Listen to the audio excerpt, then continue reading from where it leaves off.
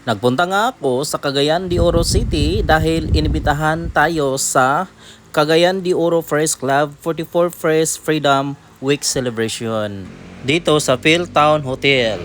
Ang mga kasama ko dito ay hindi basta-basta dahil sila ay puro mga media dito sa Cagayan de Oro City. Ang mga kasama ko dito ay tigbalita sa radio like sa Magnum Radio, K5, DXCC, IFM at GMA Regional TV at iba pa dahil ipinaliwanag sa atin kung ano ang mga batas na dapat sundin bilang isang media. Ito, pakinggan nyo kung ano ang matutunan nyo dito. Ang importante lang nga kini nakabase sa kamaturan. Kaya sa pagkaroon akong naobserbahan, ang pag-disseminate sa information dili na exclusively magkita sa media kung dili apil na sa uban nga mga personalities online.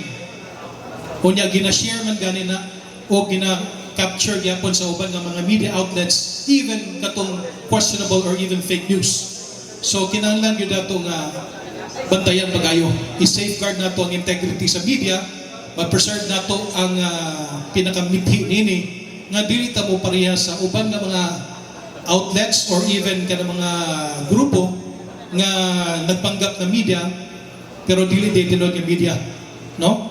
Usually kana mga tao nga nagsabwag og mga propaganda o fake news in favor of some agenda. So as media practitioners, obligasyon nato nga ipaglugwa gyud ang kamaturan. It doesn't matter kung kinsa ang masagisaan for as long as nato gipalugwa nakabase sa kamaturan. Kaya ang media ang usa sa pinakaminungdanon nga kung sa mga sektor sa Katilingban, especially sa Pilipinas, nga nagpabilin na dako ang gahom ug impluwensya sa pagpalambo or posible gyapon sa pagpahagba sa demokrasya. Ngayon mga idol, kilalanin natin ang mga kandidata dito sumali sa Cagayan de Oro 44 Press Freedom Week Celebration. Maayong gabi sa tanan, Magdam Jane Luna, 25.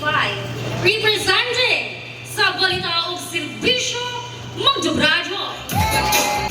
Maayong gabi kaninyong tanan, my name is Gernie Saladaga Bustillo, representing from Angel Broadcasting Online Streaming Services. I am here before you not just to report the truth, but to defend it, because in the new era of voice, the truth. Thank you. Good evening, everyone. Beso Radio Jovelin Mubalita, Munagad, Mulingam. Press Freedom Week atong barugan, kamatuuran atong panaligdan. Maayong pagpangon nga puno sa gugma o panagiusa kanatong tanan. Dala ang kaanyag o kaisog. Ako si Alan May Lahinaw, gikan sa Provincial Information Office. Andang mamahimong inspirasyon o tingog sa Katilingban. Maayong gabi sa tanan. Ako si News Correspondent Linya Titurog, representing Strong Radio. Aniya ako din nagabarog sa inyong atubangan aron pagtuban og tinuod sa saktong impormasyon alang sa Press Freedom Week.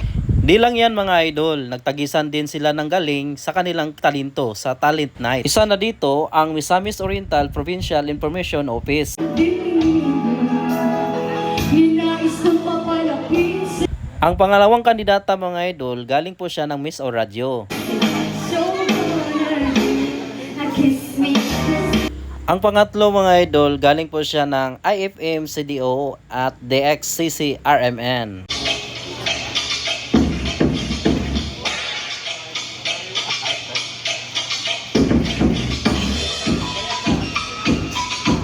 Ang pang-apat mga idol, galing po siya ng Angel Broadcasting Online Streaming Services. Don't give up.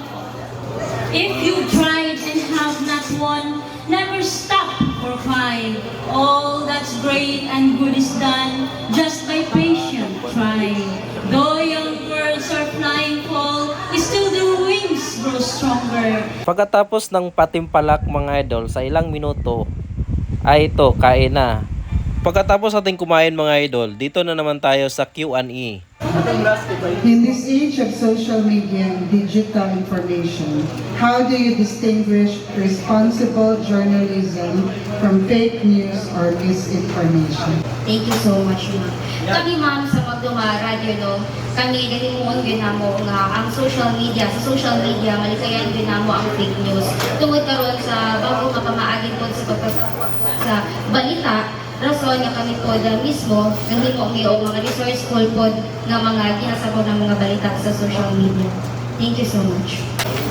How can an individual use their voice responsibly while still standing up for truth and justice? Isip ko sa ka-journalism, kami motingog o tinuod na impormasyon sa publiko, labi na karon na daghan kay mga fake news, kinahanglan i-verify gid nato ang atong mga balita no sa publiko, sa mga katawhan aron na makuyana isugpo ang mga misinformation na mga balita. Walang to. Daghang salamat. My question is more about the use of artificial intelligence. Do you believe artificial intelligence has helped or harmed our press freedom? Thank you for the question. Sa ako lang, I believe yung artificial intelligence is maka-help gihapon sa ato ang press freedom. No, pinaagi sa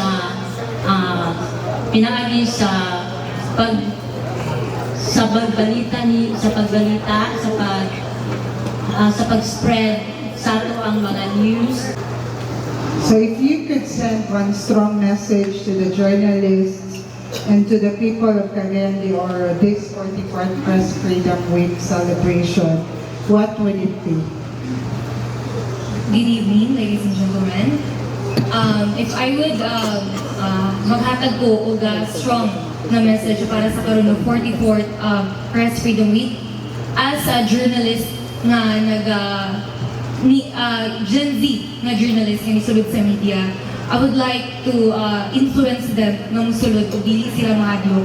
Kay ang uban manggod sa ilaha, pag musulod sila sa media, isa nilang una-una is delikado ang ilang kinabuhi. At risk ang ilang kinabuhi. Dali ra sila maradka and all nga unsa pay risk sa ilang kinabuhi. Pero standing here in front of you, kabalo ko nga doon pa mga journalist nga gusto musulod nga bago pa sila nang graduate. Ako lang yung maingon sa ilaha is take the risk sa ilaha nga pagka-media, sa ilaha nga may mo sila nga media professional in the future kung gusto magayag sila masunod. Kay ang isa ka journalist, wala magilaing tumuong-tinguha ang ilahang gusto ipabot kung dili ang kamatuoran na lamang ang pagserbisyo sa ato ang katawhan. Ganun salamat. Anyway, my question is all about AI. So, with the rise of artificial intelligence in digital media, what do you think is the biggest challenge facing journalists today, and how should they respond to it? So, AI or artificial intelligence is both a double-edged sword.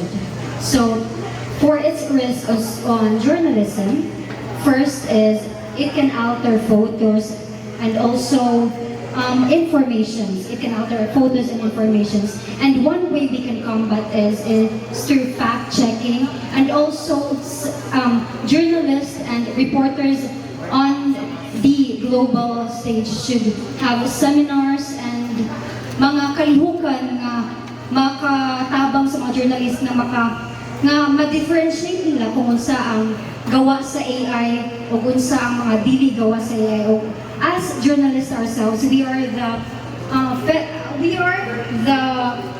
wellspring of democracy, and through sharing information and news that are factual, we can protect the journalists. And free press is equals to free people, so we should protect democracy and journalism. Thank you. Again, in this generation of digitalization, social media, and artificial intelligence, what do you think is the role of our young people in shaping press freedom for the future? Maraming salamat sir sa inyong question. Para sa kanako ang kabatanunan, dapat dapat nila i-check sa first kung sakto ba ang information nga ilang nahatag, labi na sa social media. Kaya tungod, number one ang social media mo, ang spread, mo pinaka number one na spread sa news. So dapat ang atong kabatanunan karon dapat i-check sa nila first kung sakto ba ang information para dili ta maka-create of misinformation sa ato ang katilingan. Alright mga idol, dunggan ninyo no. Daghan kayong salamat sa inyong pagpananaw sa akong vlog. Don't forget to follow Pitik Niptit and Paeng TV Paeng. Daghan salamat and God bless us all. Bye!